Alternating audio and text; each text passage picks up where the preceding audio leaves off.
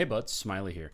We're going to be talking about countermeasures now. So countermeasures are actions that can be used on another player or NPC's turn. So basically something that you can do when it's not your turn. So usually it's going to be like a reaction to something or like a countermeasure basically to something else happening. So let's just dive in right into it. So Sucker Punch, we talked about it a little bit in another video, but if an enemy moves out of your zone, you may use 2 AP to Sucker Punch them, which is an unarmed attack. So especially if you're dipped into unarmed attacks as a strategy, good thing to keep in mind. Impede. So if an enemy moves out of your zone, you may use 2 AP to try to restrict their movement. You make an opposed muscle finesse talent check, so D20 and add your muscle and finesse modifier. Basically just try to like grab somebody like, nope, you're not leaving, get back here, which is a good thing to keep in mind as well, especially if you've got an enemy that's real slippery and that's trying to get away from you a lot. Shield. If you have a shield, you can use it to guard yourself, which gives you an extra 2 DT bonus until the end of your turn. That may be vary depending on the shield that you have, but generally shields are a 2 DT bonus. So definitely a good thing to keep in mind and hold on to that if you have a shield. If there's a guy that you're fighting that's likely going to hit you and he's rolling big numbers. Rescue. If an attacker tries to push or throw you or another target out of your current zone, you may use 2 AP to save yourself or another target from this unwanted movement. This is kind of like Impede, but in the other direction, right? So if you're being pushed or thrown out of a zone, you can try to stop that from happening. So there's going to be quite a bit of different checks that you can make, but it's going to be against the attacker's Moxie plus 10. And the same thing, if you have the ability to fly, you have the advantage on that check, which is nice to have.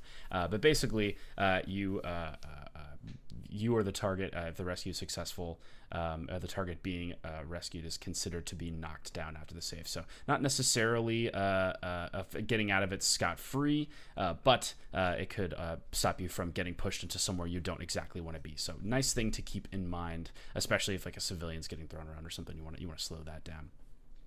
Resist a condition. This one is awesome and definitely something you need to keep in mind because enemies can apply conditions to you and they will be doing this to stop conditions being applied to them.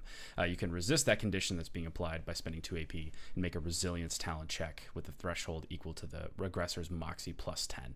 So if you've got an enemy and he's applying like the confused condition and is really messing you guys up, you might want to hold on to 2 AP at the end of your turn so that if he does apply that to you, you can just get right out of it, or at least try to. Same thing, if you're constantly applying debuffs and conditions to your enemy, that's 2 AP that they have to think about holding on to, which can be, the difference between them launching a big superpower or just, kind of being stuck where they are. So definitely an important thing to keep in mind, and definitely a 2 AP well spent, I would say.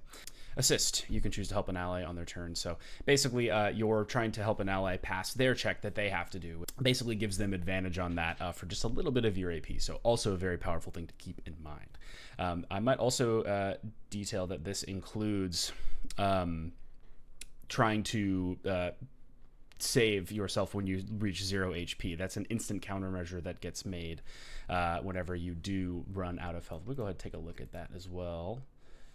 Character death. All right.